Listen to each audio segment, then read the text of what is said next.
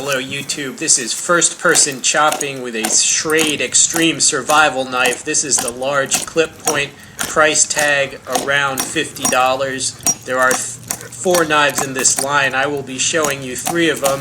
This is just some first person chopping, and after this we're going to switch to an in-depth tabletop review. Enjoy the video.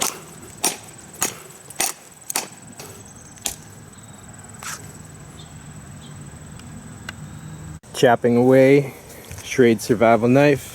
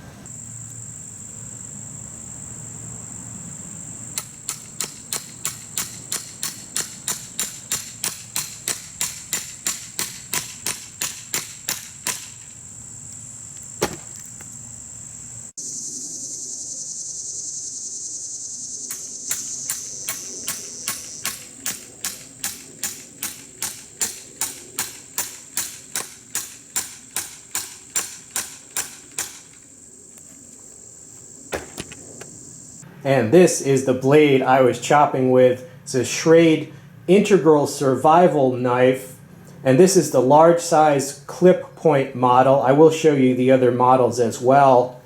Right now, this is an integral design, which means even though it has a hollow handle, it is milled from a single piece of metal, okay?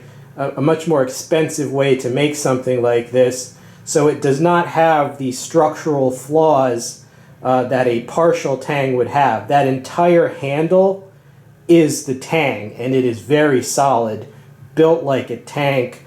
The weight on this, 1 pound, 2 ounces. The blade steel is 1070 carbon steel, and the blade length, 7 1/4 inches by my measure. It comes with that lanyard. I didn't put that there. One tip for Schrade, if they watch videos, if you're going to include a lanyard, you want to include a paracord lanyard, because most campers and most people in the military are very familiar with paracord, and they're just going to prefer paracord rather than the boot laces there. Alright, a close-up of the handle of the knife. Good points and bad points about this handle. First of all, this texture here is gonna rip you up, boy. It's like a file. All right, I don't know if you can see that. It's like the file on your Leatherman. All right, and after some heavy chopping with that, it just that's where this came from. All right, because it's gonna rip you up like a file. Now that is both good and bad. It's not really a big deal because I see this as basically a military knife. All right, so you're probably going to be wearing gloves when you use this. If you want to use it without gloves, well, if you're going to use it for prolonged chopping, then yeah, it'll tear up bare flesh.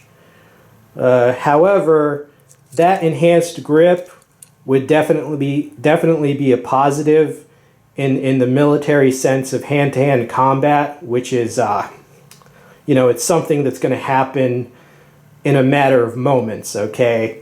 You're not going to have the knife in your hand for long either way. So yeah, that grip is good for the tactical role, but not as good for the work role. But again, you're just going to be wearing work gloves, so it's fine. Now, this part does unscrew, all right, and they give you basically a free little toolkit with this. Some of them have come loose. It's magnetic, all right? But yeah, some of them came loose from my chopping. But they give you this free little toolkit, And, what I would do, I would just go ahead and put this like in a, in a tool drawer, right? I wouldn't take that out into the field. And then I would fill this with whatever survival supplies that you wish. You know, what would I put in that handle? I would want to put stuff that I can't make for myself if I was out in a survival situation. So probably I would put like a little mini squeeze light. I would put fire starting devices like a spark maker and some matches as backup. And I would probably put in some painkiller pills and maybe a little bit of antibiotic ointment like Neosporin or something to clean out wounds. So that's personally what I would put in the little compartment. And how did the knife hold up? Pretty well overall. I mean, you can see the wear and tear, but the coating held up pretty well in itself, and the edge held up really well. I mean, pretty much there was no nicks or anything. I mean, no chipping, no rolling. Yeah, the edge held up well.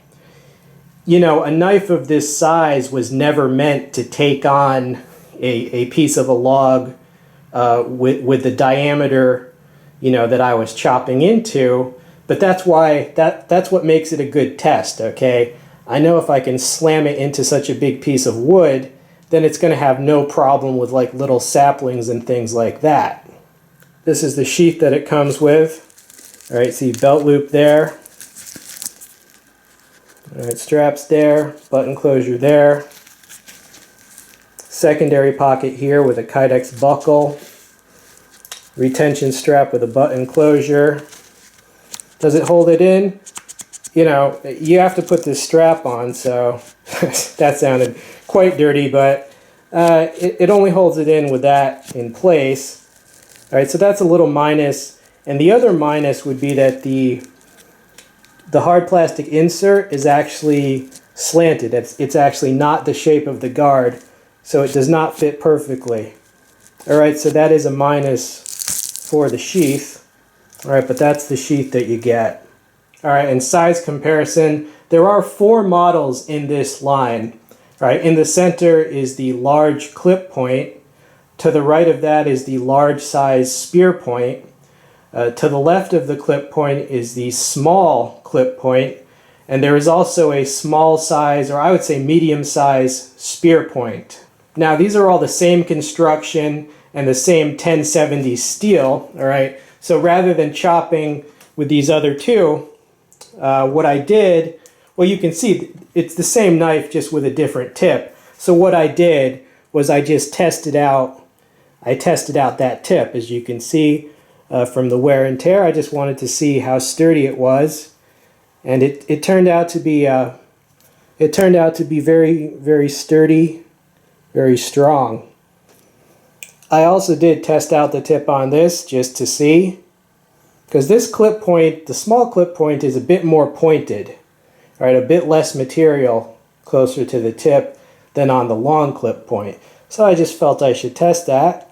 You can see wear and tear. It held up well. All right, and here you can see the size comparison with the classic USMC K-bar. All right, so you see around the same size, slightly longer in blade length as well as overall length. K-bar, 7-inch blade. These integrals, 7¼ inch blades, but definitely comparable and meant to fulfill the same role. All right, and for another size comparison, I've added on the right, that is an Ontario Pilot Survival Knife, classic military knife of medium length. And next to that is the smaller medium clip point.